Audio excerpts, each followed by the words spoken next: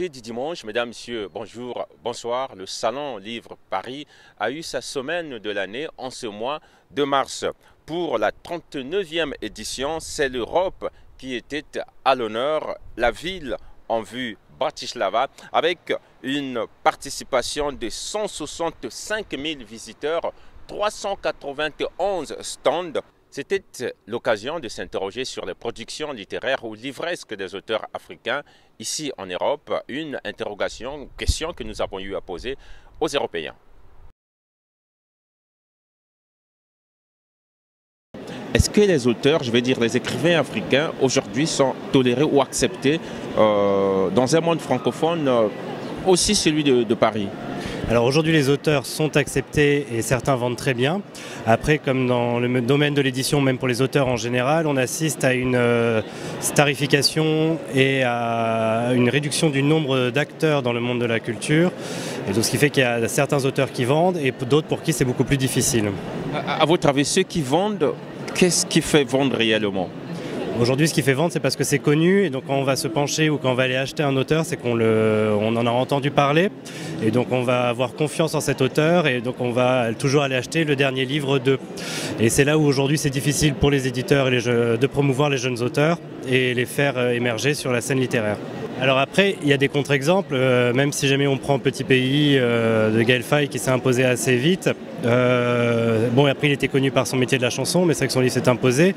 Pour d'autres auteurs, c'est plus difficile d'arriver, même avec des très très bons livres, c'est vrai qu'on en a eu, et de briller autant que certains autres grands auteurs. Les noms de quelques écrivains ou auteurs africains qui vous viennent tout de suite à l'esprit quand on en parle? Qui fonctionnent et qui vendent beaucoup.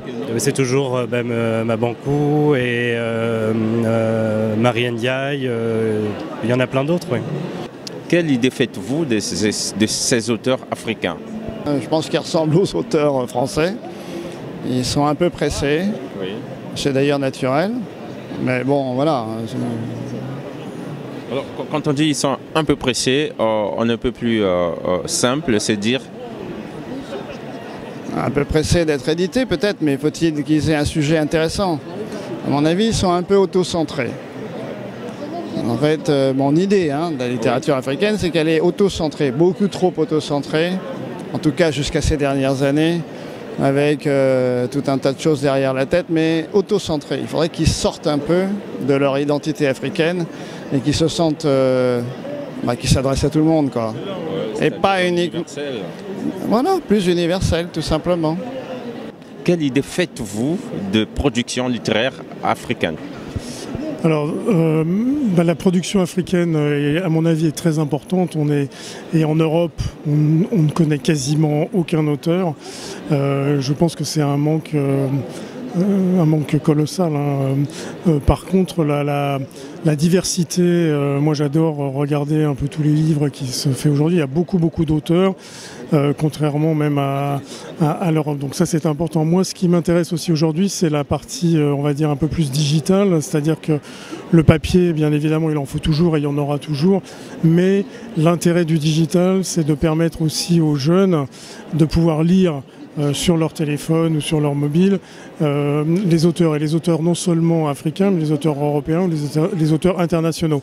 Ce qu'il faut, c'est vraiment faire une ouverture du marché de tous ces écrivains sur le monde européen, et c'est pour ça que il y a cette présence au Salon du Livre, mais elle n'est pas encore assez importante. Je pense qu'il faut vraiment la renforcer pour qu'on se rende compte de la richesse de tout ça, parce que tout est imagé. Enfin, moi je vais beaucoup en Afrique et c'est vrai que la façon d'écrire et tout, c'est un peu différent de ce qu'on peut avoir dans d'autres pays, et c'est quelque chose de très agréable à lire, et même pour tout âge, c'est ça qui est intéressant.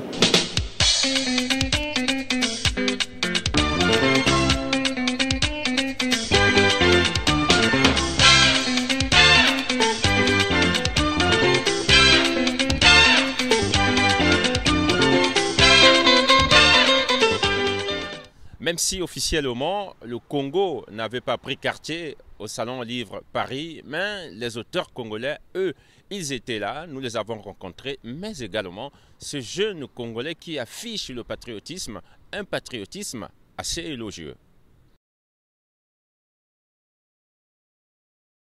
Monsieur Richard, déjà merci à vous donc de nous accorder cette interview. Voilà qu'on se retrouve avec vous au Salon Livre Paris. Et vous faites partie de ces auteurs. Moi j'ai eu la chance, parce qu'on a un ami commun qui m'a laissé entendre que vous avez une production littéraire assez prononcée. Tout de suite, moi je voulais savoir vous en avez combien, lesquels, et finalement peut-être aussi un qui pourrait accrocher le public. Mais avant tout, vous devez bien sûr vous présenter. Merci beaucoup. Moi, c'est Richard Osoma Lemoy et c'est mon premier salon du livre en tant qu'écrivain. Et je suis ici présent à cette 39e édition du salon par rapport au thème du salon, les nouvelles voies de la littérature. Et c'est pour ça que je suis invité ici, parce que j'ai à mon actif 12 livres écrits en 2018. 12 livres en 2018. 12 livres en une année. 2018 en une année, de janvier 2018 à décembre 2018. Et j'ai une productivité de 2 livres en moyenne par mois, et selon différents éditeurs. J'ai donc 5 romans, d'accord. Et mon dernier livre, c'est un roman qui est sorti le 15 février, donc juste après la Saint-Valentin. Et c'est ça le livre qui est en ce moment sur le marché, qui fait l'actu. Et il a pour titre « Envoûté par sa djellaba ».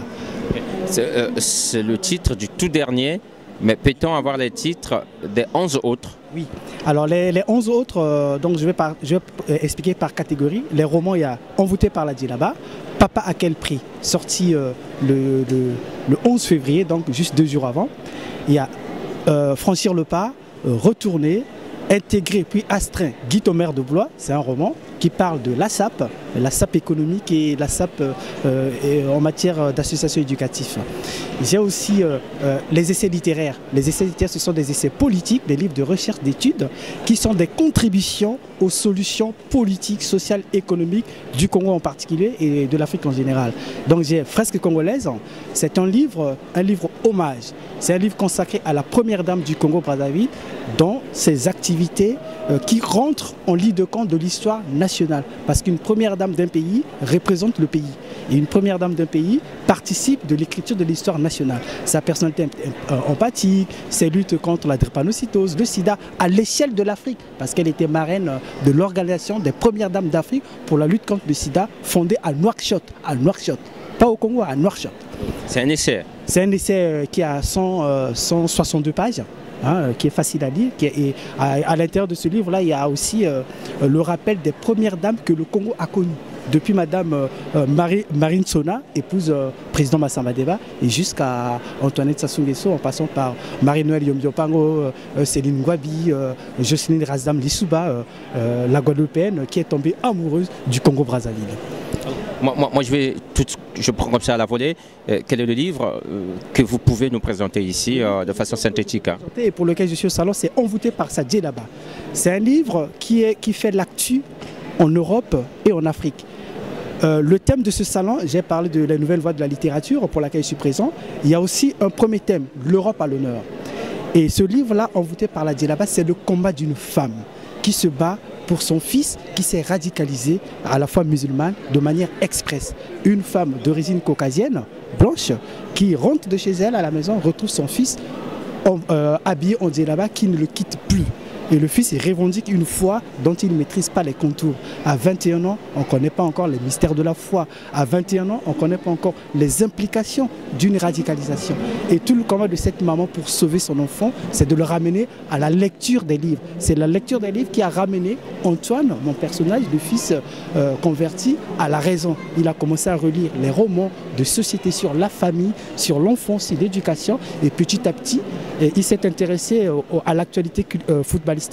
Lorsque la France a remporté la Coupe du Monde en Russie, il est revenu sur les Champs-Élysées pour fêter la victoire, etc. Et c'est là qu'il a retrouvé sa famille, sa société, sa nation, sa patrie. Voilà donc, le problème, ce n'est pas tant de critiquer des religions, non, ce n'est pas ça le sujet.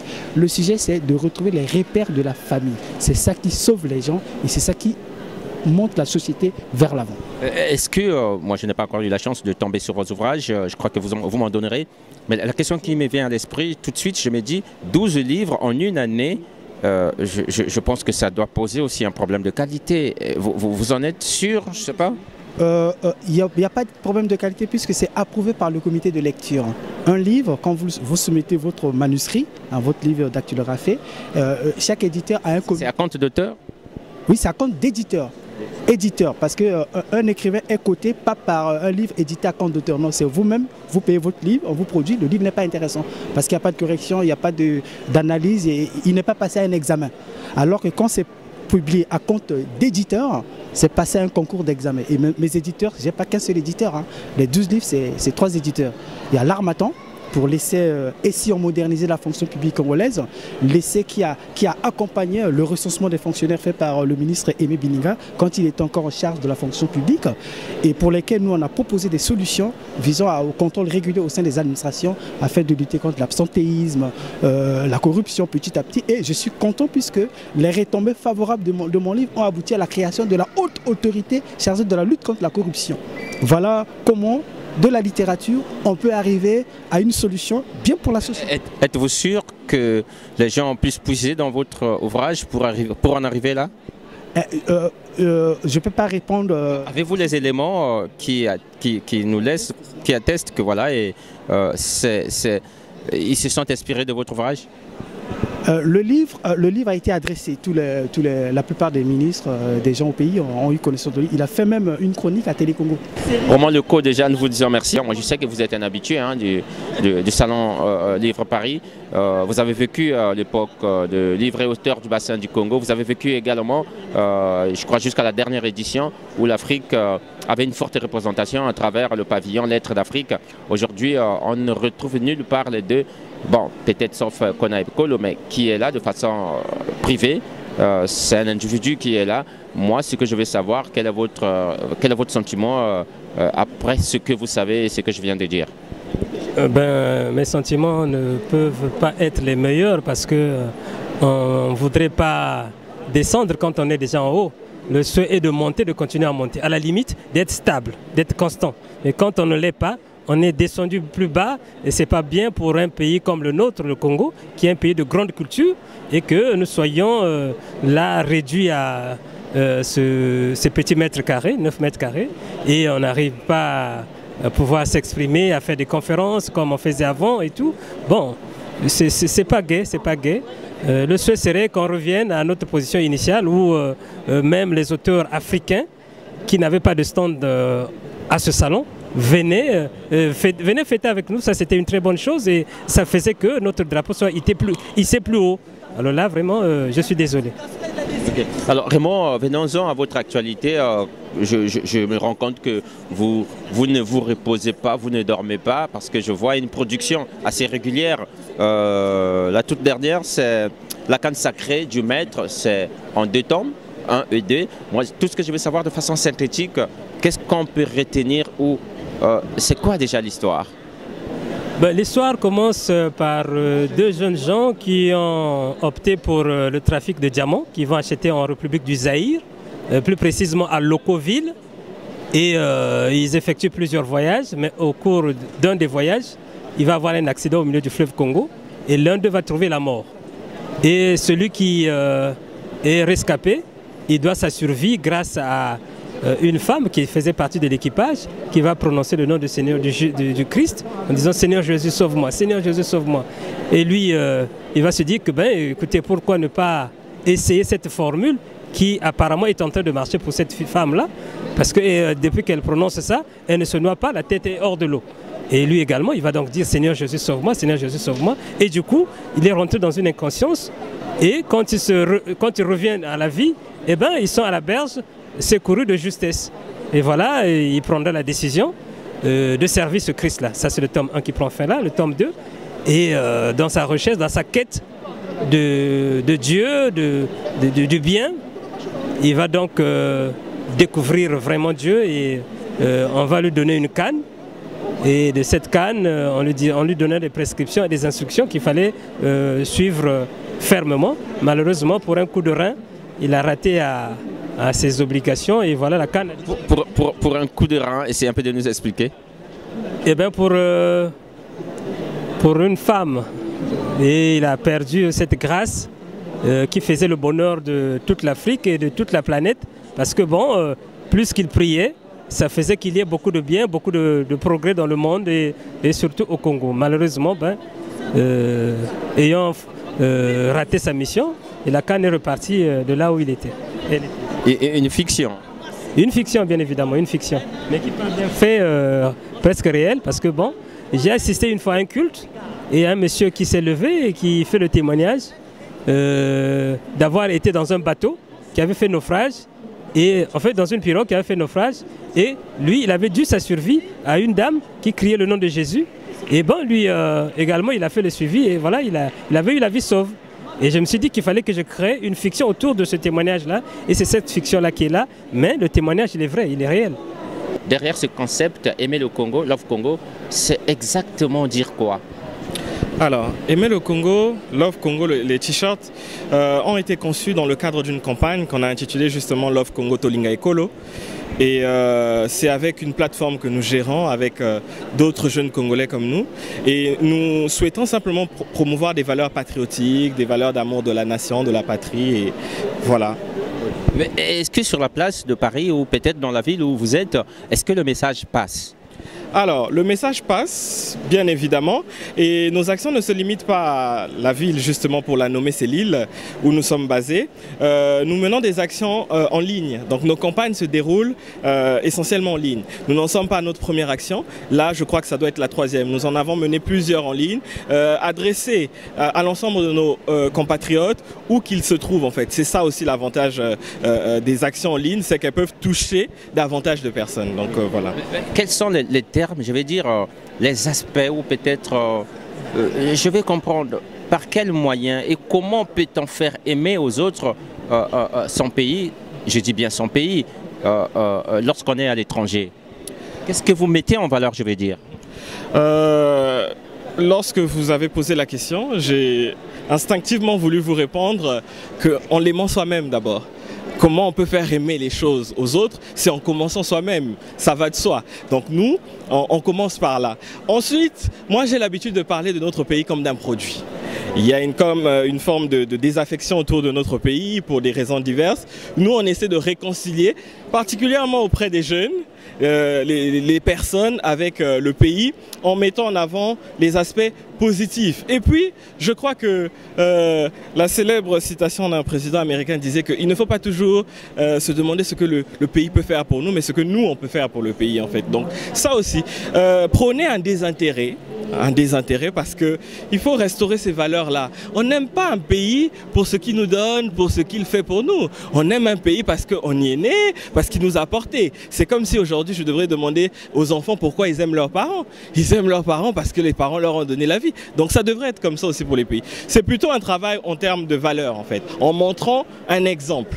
C'est-à-dire que nous commençons, souvent c'est ce qui se passe d'ailleurs auprès des personnes, les gens nous disent oui, vous voulez prôner telle chose, mais vous, qu'est-ce que vous faites concrètement? Nous, qu'est-ce qu'on a fait, nous, en tout cas, dans la plateforme que nous sommes, qui se nomme Congo 30, nous menons des actions où nous engageons nos fonds, en fait. C'est-à-dire que nous n'en sommes pas encore à une dimension institutionnelle. Ce sont comme des particuliers, par amour du pays, mènent des actions pour promouvoir ce pays. Donc voilà, à peu près, je dirais, la méthodologie que nous avons choisie pour arriver à nos fins.